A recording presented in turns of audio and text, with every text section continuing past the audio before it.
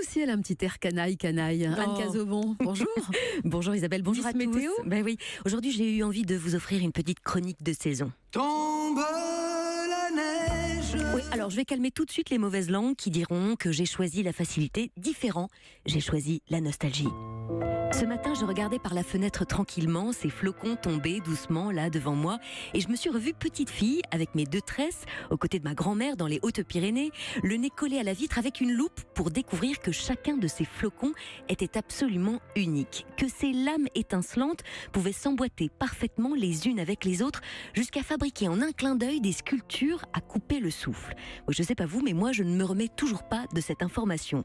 Il y en a un autre, dans ce cas-là, c'est Wilson Alwyn Bentley, qui du fin fond de sa grange en janvier 1885, du haut de ses 19 ans, réalise l'impossible à ce moment-là, c'est-à-dire photographier un grain de neige, un cristal glacé, une sorte d'étoile à 6 branches incroyablement symétriques, faites de lignes droites, de courbes parfaites, comme si elles avaient été dessinées par un géomètre ou un artiste de génie.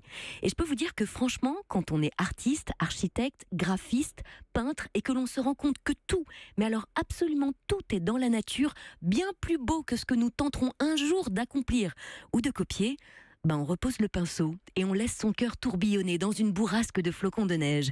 Notre ami Wilson Alwyn Bentley, lui, a tenté toute sa vie de découvrir le secret des flocons. Imaginez-vous, 40 ans à photographier plus de 5000 flocons et à se demander pourquoi chacun d'entre eux avait 6 branches. Pas 5 ni 7, non, 6. Car tous ont la même base, 6 branches donc, mais chacun est différent. Un peu comme nous. Fondamentalement, on a tous des corps différents, mais aussi une éducation différente, une enfance différente.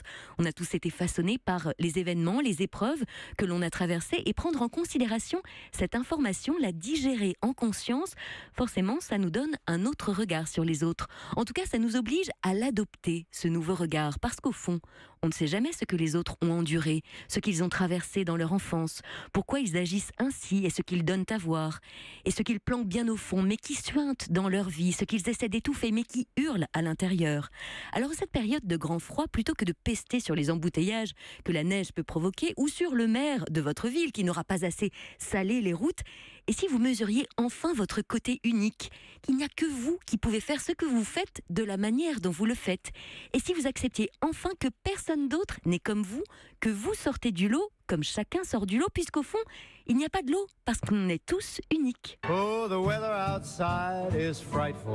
Et une fois que vous aurez réalisé cela, je vous invite à retourner en maternelle juste 2 minutes, à retrouver vos 5 ans et à marcher sous la neige en ouvrant grand la bouche pour tenter de gober le maximum de flocons d'un seul coup.